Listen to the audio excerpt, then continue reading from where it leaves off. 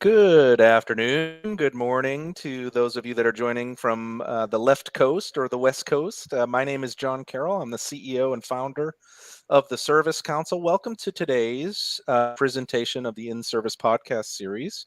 A really interesting topic I'll introduce in just a moment, but allow me to welcome you to the new year. This is our first content endeavor, and gosh, I got to tell you, we planned it right.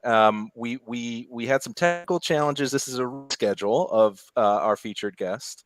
We had some technical challenges, but I'm so glad it is the first one out of the gates for 2023 because I believe it's one of the most important topics and agenda items for service leaders this coming year.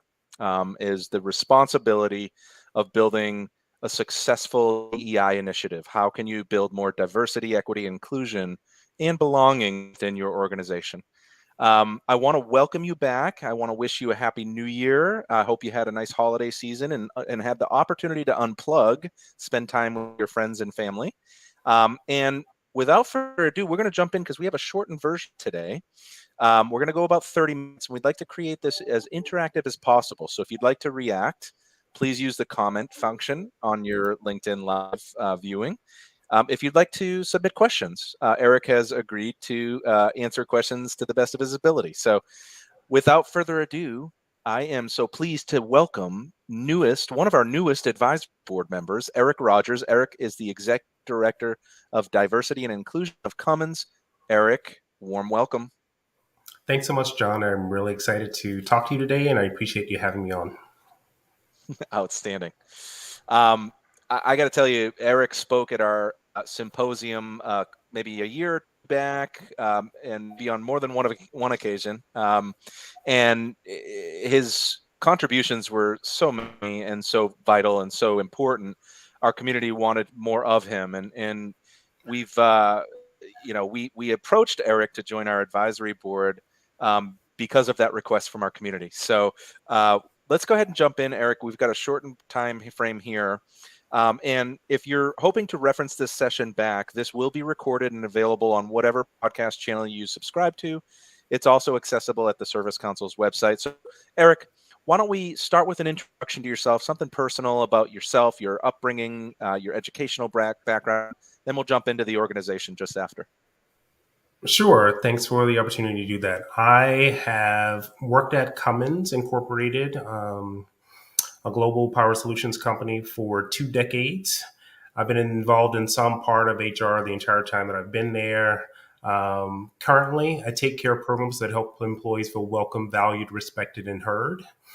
And prior to joining Cummins, I was a lawyer and went to Vanderbilt Law School in Nashville, Tennessee. And after spending a lot of time with HR professionals while working for a law firm in Nashville, I realized that I liked what they were doing more than what I was doing. So I made the transition from law to HR, and I've been at Cummins ever since.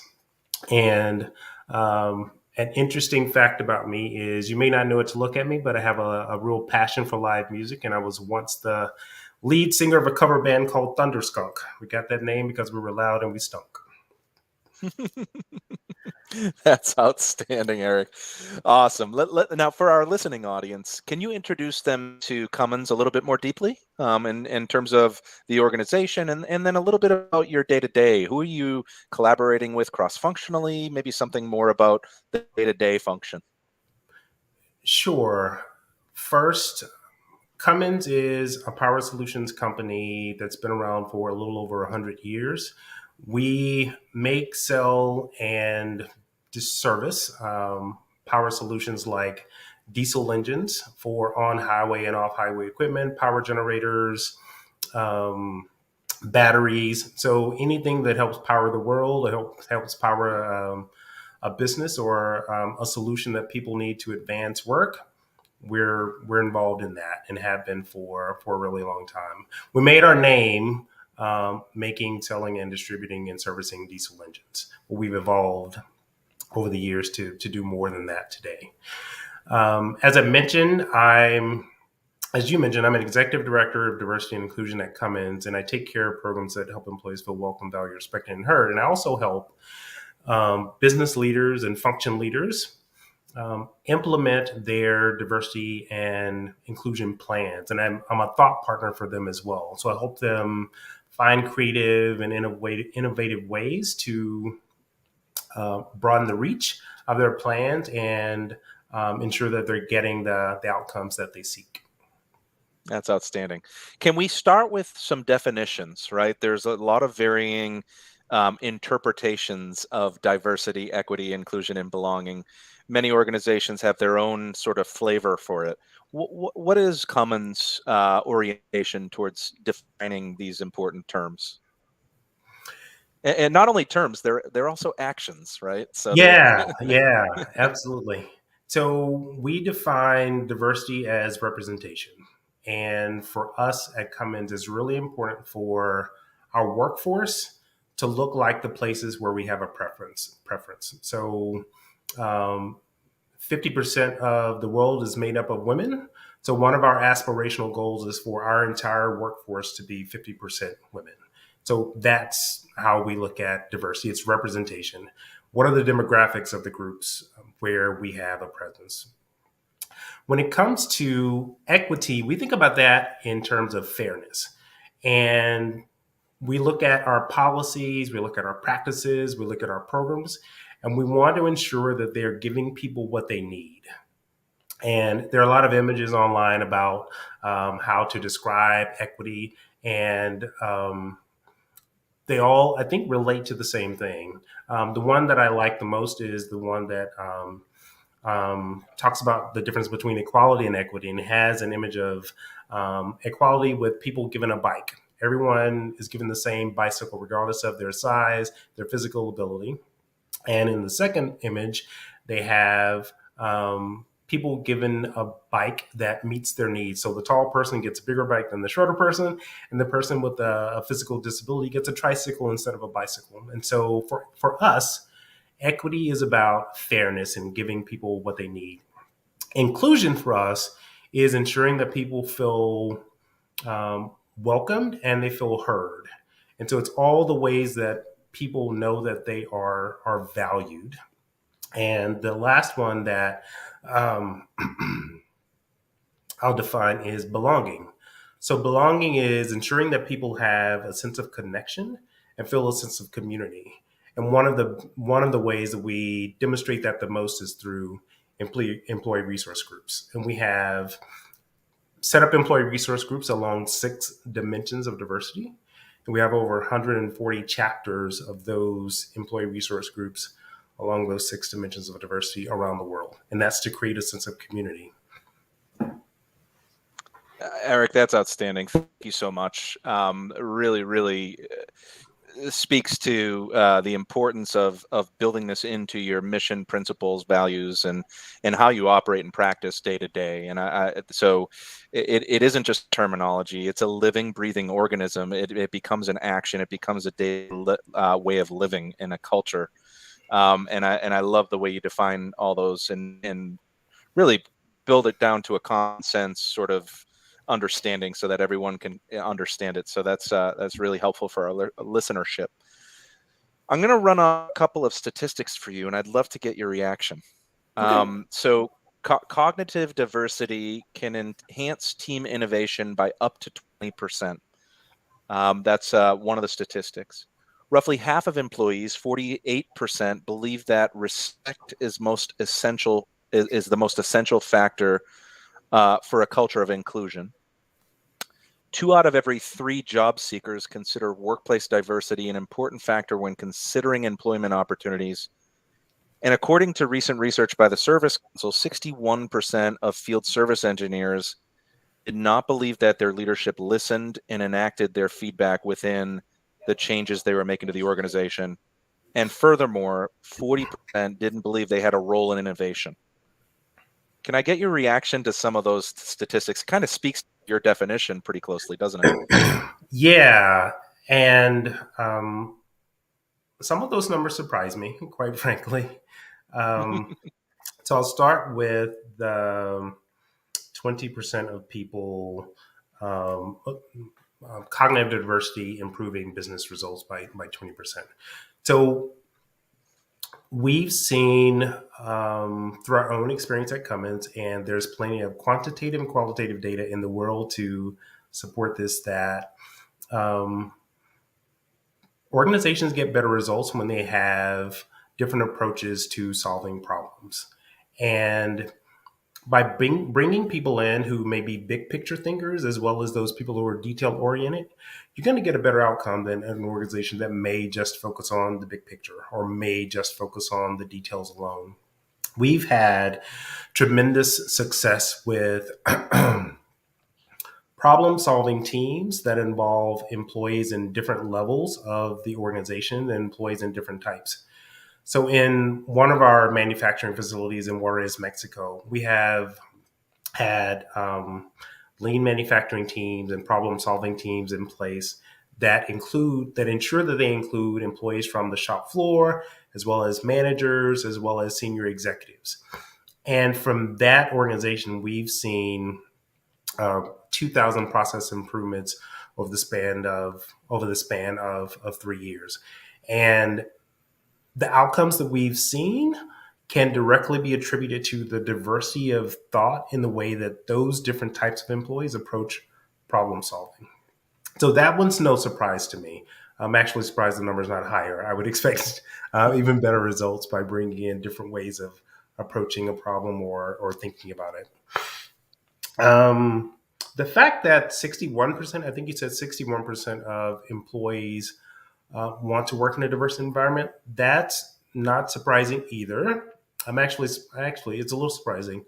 I would think the number would be higher. That speaks to the point I made a moment ago about belonging and really inclusion too. It's not surprising to me that people want to work around and with others that they feel a connection to. It's not surprising that people want to work with others that they think get them, that they think share their values, and they think um, will understand their quirks and their idiosyncrasies, and appreciate the difference that they bring to the work environment. So that part's not surprising. I get why people would want to work in an environment where they feel a sense of connection and community. Outstanding. Outstanding. I appreciate your reactions. Let's move to a different area in terms of um, how do you measure diversity, equity, inclusion, and belonging, right? That's a tricky, it becomes Yeah, a little tricky, right? Can you talk a little bit about how Cummins approaches measurement of the success of these programs? yeah, I'll do that, and then I'll talk in general about my own experience with getting different results in Sure. the DE&I space. Awesome. So at Cummins, our CEO um, has expectations for each of her leaders.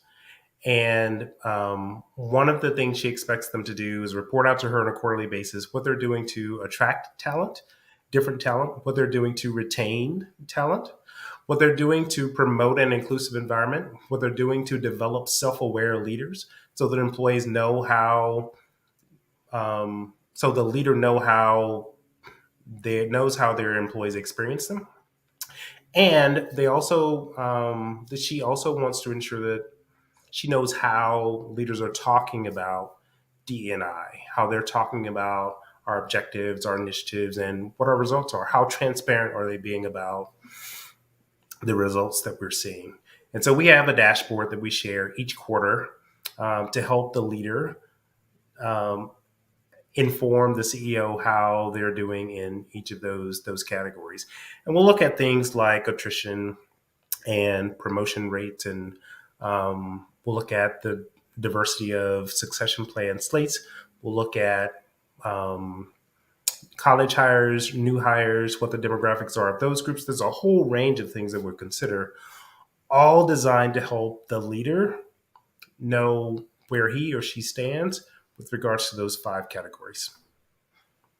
That's outstanding. Thank you very much for that walkthrough. Very, very, very helpful. Um, let's move to the action of implementing a DEIB strategy, right? Sure. Something, how do you create a path to improvement, right? What does it take organizationally for a company to recognize the importance and then take action in terms of building an initiative? What have you seen as a successful pathway from Cummins' standpoint?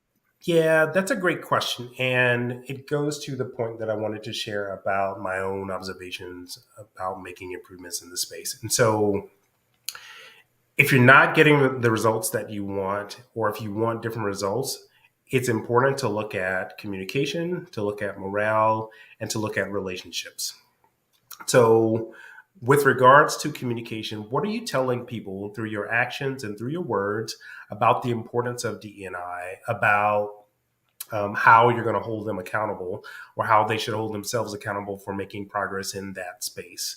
With regard to relationships, it's important to take a clear-eyed view at the relationships that are helping us with our DEI initiatives. And I'll take college recruiting as an example.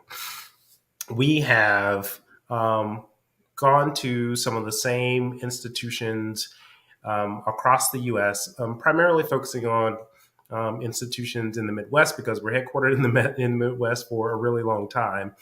And it was no surprise that we weren't seeing the kind of representation that we expected among Latinx and Black employees and even Asian employees because of where we were focusing. And so there's this old saying that if you want to catch fish, you got to go where the fish are. And so what our recruiting team did was take a look at where we're recruiting, look at where we can get the same quality students and get a different demographic of students. And so we're now recruiting in Texas in schools that we didn't recruit 10 years ago. We're now recruiting in Florida in places that we did not recruit 5 years ago. We're recruiting in California in places that we did not have a presence 7 or 8 years ago. So that's one example of relationships. So if you think about the people that you as an organization or you as a leader are engaging to help you with your efforts, are they the right relationships? Do you need to connect with different organizations, professional organizations, to help you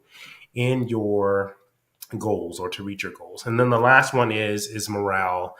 And it goes to how engaged employees are in the work that the organization wants to do in the DE&I space. So do they feel like they've just been told what's happening, or do they feel like they're a part of it and they're being brought along and asked for their input and asked for their support of what the organization wants to do?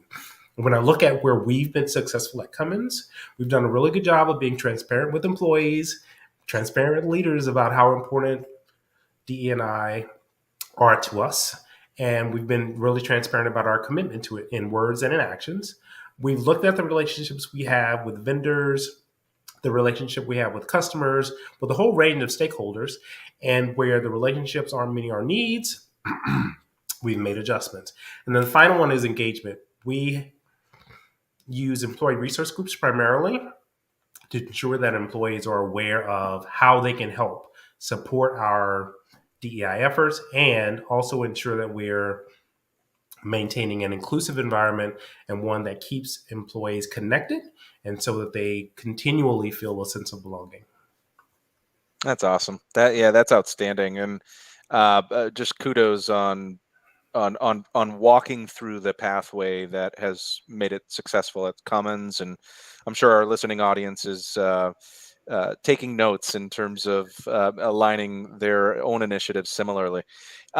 Let's talk about, because you've referenced some of the resources that you've made available to your employees. Can you talk about the set of resources that you make accessible that help foster your DEI initiatives? Absolutely. So, in terms of, in terms of committees and councils, Hmm. I mentioned that we have employee resource groups that are structured around 6 dimensions of diversity. So, there's one that's focused on generations or age. There's another that's focused on military service. Another focused on gender. Another that's focused on multicultural groups. And another that's focused on gender identity and gender expression. And the last one is focused on disability inclusion. And so we have allies and we have people who um, are part of those community because of how they identify themselves.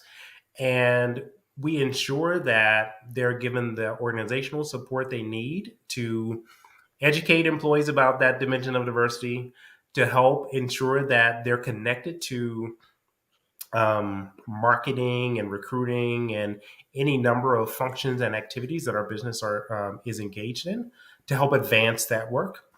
So that's one. Um, Through community involvement teams and a program that we have in the U.S. called Cummins Advocating for Racial Equity, we show our commitment to having um, the places where our employees live and work um, be the best that it can for those employees and the people in their community. So we, as a company, give all of our employees around the world 4 hours of time for community service every year. And the work that we do in the US focused on CARE, Cummins Advocating for Racial Equity, does work to help advance social justice reform, criminal justice reform, police reform, and economic empowerment. And so those things that we're doing to help the community allow employees to stay engaged, that keeps their morale up and allows us to advance the work that we want to do. We have educational programs that are designed to create self-aware leaders and to help them understand how bias, for example, impacts the work environment, to help them understand how um, they show up as leaders and how the way they show up could make employees feel like they're not respected or like they're not valued or like they don't have more that they can contribute. So the educational programs range from in classroom work that employees can engage in to online self-guided content that they can experience to around a whole range of topics in the DE&I space. So training and education, engagement through councils and teams and committees. And then there is the focus areas that I mentioned that our leaders are required to report out on each quarter. And I'm reading the minds of our listening audience, and I know that they're asking, could you run through once again those six elements of the six dimensions that you Of talked about? diversity? Yeah. Sure. So you talked about gender, age, military, gender identity and expression, and then there was Yes. two others. Disability inclusion. And then multicultural captures any racial or ethnic group. So we may have a group we have a Cummins Black network. We have a group that supports and its allies for our Latinx community. We have another group for Asian employees. And so the multicultural group is really an umbrella. Outstanding. Outstanding. Thank you for that walkthrough. Let's go ahead and shift gears here to what is the state of DEI? Are we making progress? Are we making enough progress? What are your viewpoints and opinions on where we currently stand as humanity, but within the corporate environment as well? I guess would be a good framing. Yeah, it's fair to say that we've come a long way, and I'm not just talking about Cummins. I think that the world has come a long way in terms of recognizing the importance of DEI. I think we all know more now about the legal case, the moral case, and the business case for DEI. And a generation ago, that may not have been true. Yeah. Even though a lot of progress has been made, there's still a lot more progress to make. There was a study by McKinsey, the consulting firm, last year, and Deloitte, the consulting firm. So Deloitte's study focused on women in the workplace around the world, and McKinsey's study focused on women in the workplace in the U.S. Both studies reached the same result, and that is it's hard for women in the workplace. And one of the biggest obstacles, one of the biggest issues that they have to deal with is microaggressions. Yeah. They found that was a significant determinant in how women experience the workforce and whether they stayed with the company and how long they stayed with the company.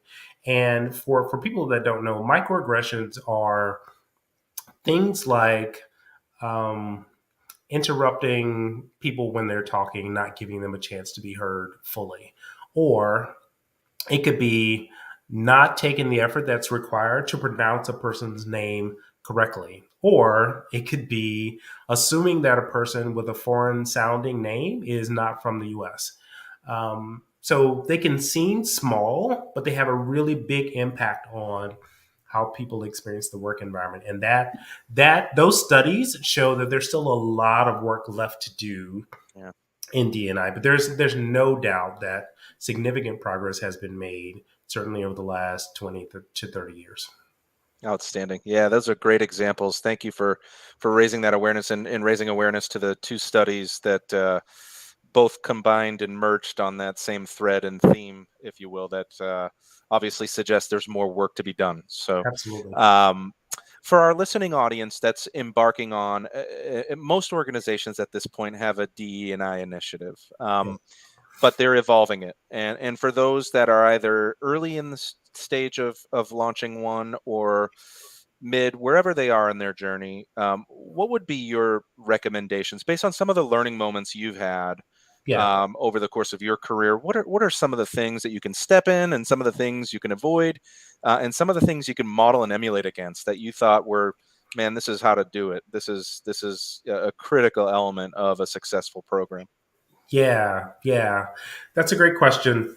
Um, so there are three things to keep in mind. Um, the most significant way to impact an organization, to the most significant way to improve DNI at an organization is by addressing systems. So that's everything that's going to determine how people experience the work environment, from policies and programs to everything that they may experience. The second way is by addressing groups, making changes within groups. And then the third way is by making individual changes.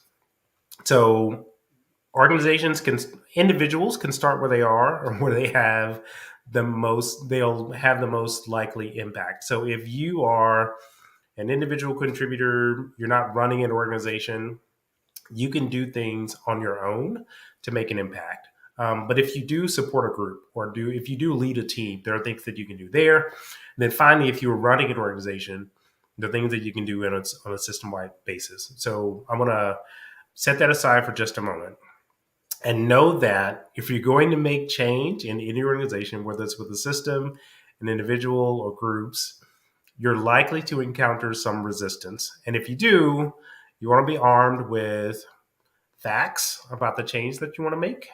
You want to be armed with a really good story that connects to the emotions and helps people understand why it's important. So you start with the what and the facts, then why. And sometimes you have to set your pride aside and realize that it may not be the message, it may be the messenger. And maybe people have a problem with you and hearing the message from you. Maybe you haven't earned the credibility that you need, or they don't know you well enough for you to convince them that your way is the right way. So knowing that you want to make those changes in either the group, system, or function level, and knowing that you're likely to get resistance and the things you may have to do to address that, you then start with I think some things that could appear easy. So representation, that's kind of an easy one. How do you ensure that the workforce looks like the community where you are? You can address hiring differently. You can address on an individual level. You can ensure that you personally have a diverse team, or if you're supporting a group, that team is diverse.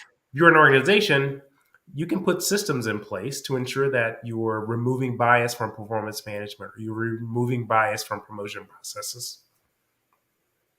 I love it, Eric. Those are really critical feedback elements from your trials and tribulations and all the positive steps that you've taken within Cummins to build a successful DE&I program. Kudos.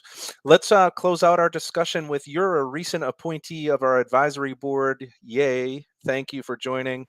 And maybe talk a little bit about your reaction to that. And I know you've experienced our symposium before, and you just participated in our Q4 board meeting, which was virtual and digital. But Would love to get your reaction there. And then something personal about yourself. What are you looking forward to as we turn the page on 2022 and enter 2023?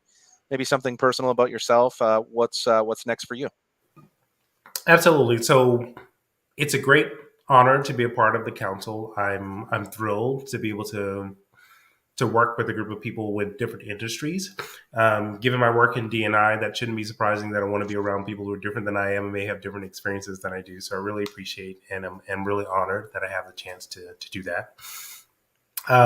This year, my focus is on helping to ensure that a couple of different strategies we've been working on for the better part of a year get implemented and executed successfully. One focuses on our employee resource groups and ensuring that we're making them more accessible to all employee types and ensuring that employees and managers in our business are getting the value that they expect out of our employee resource groups. So I'm excited about the potential for that strategy to change the lives of the 60,000 plus employees that we have at Cummins. And then the second one is focused on some of the work that we're doing in the U.S. around promotions and ensuring that we're making our promotions process as objective and that we're not overlooking anyone in that process. So I'm really excited about those two things. Outstanding. He is Eric Rogers. He's the Executive Director of Diversity and Inclusion for Cummins. He is a board member of the Service Council. Eric, thank you so much for joining us today for this episode of the inService podcast series. Really appreciate your contributions. If you are looking to reference today's session as a resource, it will be available on any of the podcast channels you subscribe to or accessible at the Service Council's website. Thank you so much for listening and joining us today, and we'll see you on the next episode.